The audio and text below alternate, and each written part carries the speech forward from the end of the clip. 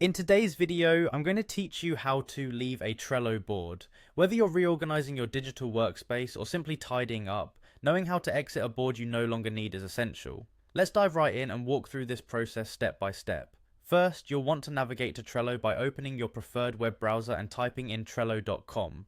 Once the page loads, you'll need to log in. Trello offers several ways to log in. You can use your Google, Microsoft, Apple, or Slack account, or even your email address if that's your preference. For this demonstration, I'll assume you're using an email.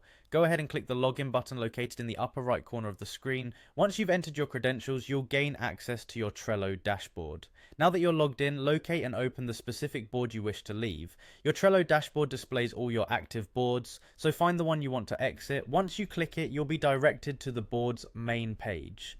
Here you'll notice several options and icons that represent different board functionalities. Look towards the upper right corner for a three-dot icon, which signifies the menu.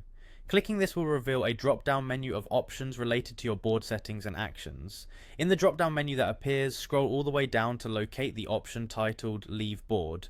It's usually positioned near the bottom. This step is crucial as it will enable you to formally exit the board without deleting or affecting any ongoing projects. Once you've found the Leave Board option, click on it. Trello will then prompt you to confirm your decision. This confirmation step is a necessary part to ensure that any choice made is deliberate, preventing accidental exits from boards where you might still have pending tasks or commitments. Confirm your choice by clicking the button when prompted.